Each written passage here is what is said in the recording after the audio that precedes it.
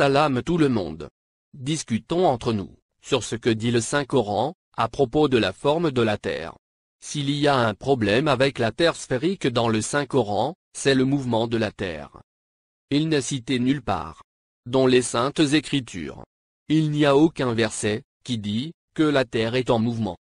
Si quelqu'un trouve un verset, ou sourate, ou Allah le Sage, parle de rotation, ou de mouvement de la Terre, qu'il me le cite, s'il vous plaît. Peut-être que j'ai sauté un verset. Qui sait? Nul n'est infaillible. Dans sourate 55, verset 33, Allah le Sage lance un défi aux humains et aux djinns. Il les défie d'essayer de sortir des cieux et de la terre, s'ils en ont le pouvoir. À coup sûr, ils n'y arriveront jamais, car la terre est protégée par le dôme qui couvre totalement la terre plate. Et le dôme lui-même est protégé par un immense océan. Dieu seul possède la science éternelle. La preuve, elle est là. La NASA n'a pas pu sortir des cieux. Le rempart du dôme les en empêche. Tout ce que la NASA a fait, c'est des films de fiction.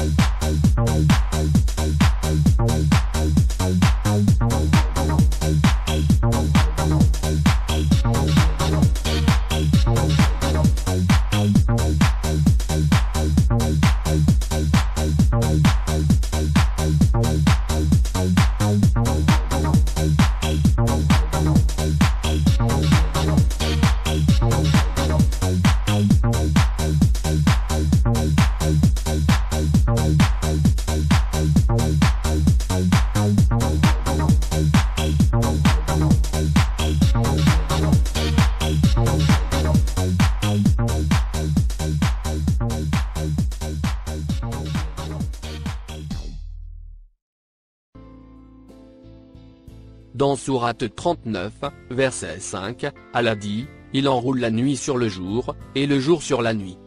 Qu'est-ce qu'on peut comprendre par ce verset? Tout simplement, que le soleil enroule sa lumière sur la nuit, pour faire le jour. Et la nuit, s'enroule sur la lumière, derrière le soleil, qui poursuit son périple. On ne peut pas comprendre autrement. Et ça ne peut se faire, que sur une terre plate, fixe. Allah le Sage cite le déplacement du soleil, et de la lune. Mais il ne parle jamais du déplacement de la Terre.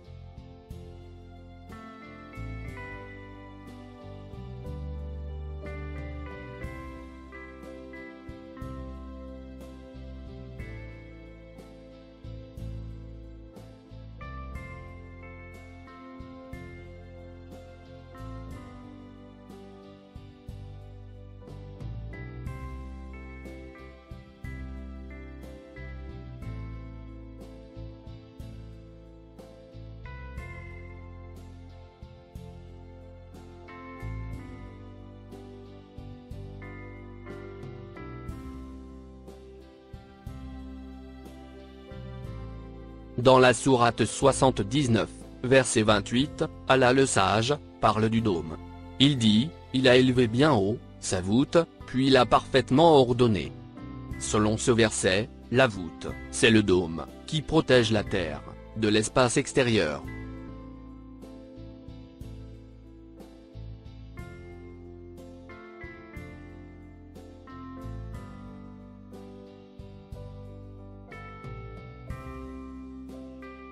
Et empêche quiconque d'en sortir. Plein d'autres versets indiquent l'étendue de la terre, comme étant plate, étalée, nivelée. Bref, tout indique que la terre est plate. Sourate 15, verset 19. Nous lisons. Et quant à la terre, nous l'avons étalée, et y avons placé des montagnes, et y avons fait pousser toutes choses, harmonieusement proportionnées. Sourate 20, verset 53. Nous lisons. C'est lui, qui vous a assigné la terre comme berceau, et vous y a tracé des chemins. Sourate 43, verset 10. Nous lisons. Celui qui vous a donné la terre pour berceau, et vous y a tracé des sentiers, afin que vous vous guidiez. Sourate 50, verset 7. Nous lisons. Et la terre, nous l'avons étendue, et nous y avons enfoncé fermement des montagnes. Et y avons fait pousser toutes sortes de magnifiques couples de végétaux. Sourate 51, verset 48. Nous lisons. Et la terre, nous l'avons étendue. Et de quelle excellente façon, nous l'avons nivelée. Sourate 71, verset 19. Nous lisons. Et c'est, Allah, qui vous a fait de la terre un tapis. Alors quoi? Le tapis et le globe, c'est du pareil au même? Ben voyons. Dans Sourate 78, verset 6. Nous lisons. N'avons-nous pas fait de la terre une étendue? Si ce verset fait allusion à des endroits de la terre, Allah aurait pu dire, n'avons-nous pas étendu en partie la surface de la terre?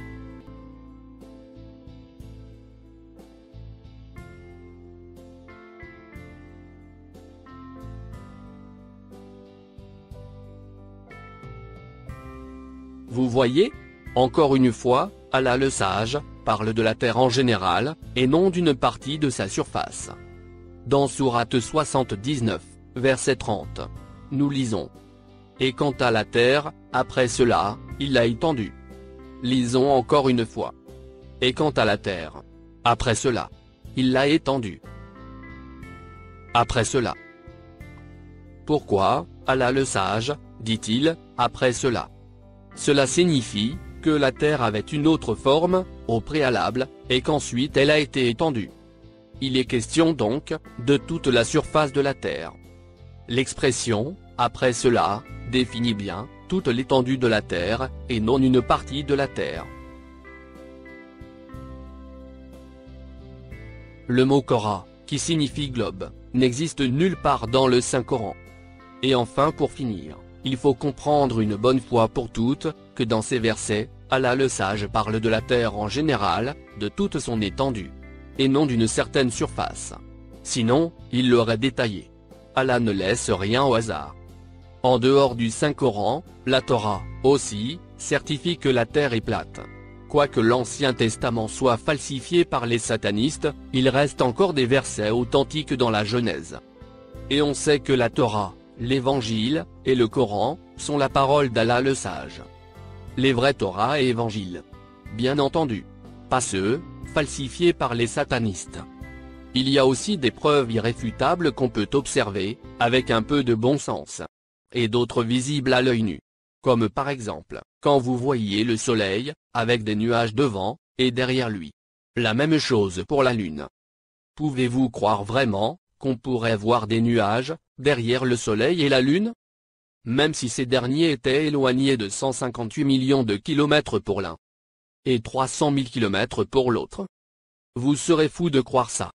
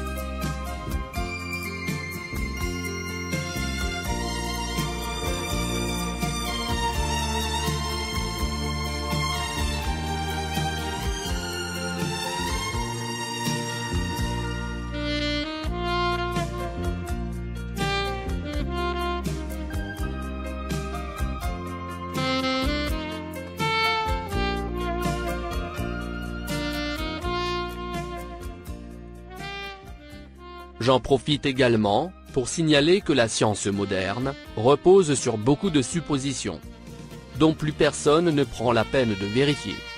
En cela, elle se rapproche plus d'une religion dogmatique que de la véritable science. Car, elle demande beaucoup de croire sur parole, sans rien vérifier. Cette mise à l'épreuve de la science, via la théorie de la Terre plate, donne une belle occasion de contrôler sa véracité. Quoi qu'il en soit, l'objectif reste la vérité. Compte tenu de vives réactions engendrées, il semblerait que nous touchons là à un sujet très sensible, qui demande à être traité avec précaution et délicatesse, tout en mettant si possible son ego et ses préjugés de côté. À signaler paradoxalement que d'habitude, on entend « il faut le voir pour le croire ». Or là, en l'occurrence, si l'on veut envisager une autre hypothèse sur la forme de la Terre, et avec toutes nos certitudes actuelles, nous sommes bien contraints de réaliser le chemin inverse. Il faut le croire pour le voir. La Terre est plate. Faites vos recherches. Salam alaykoum.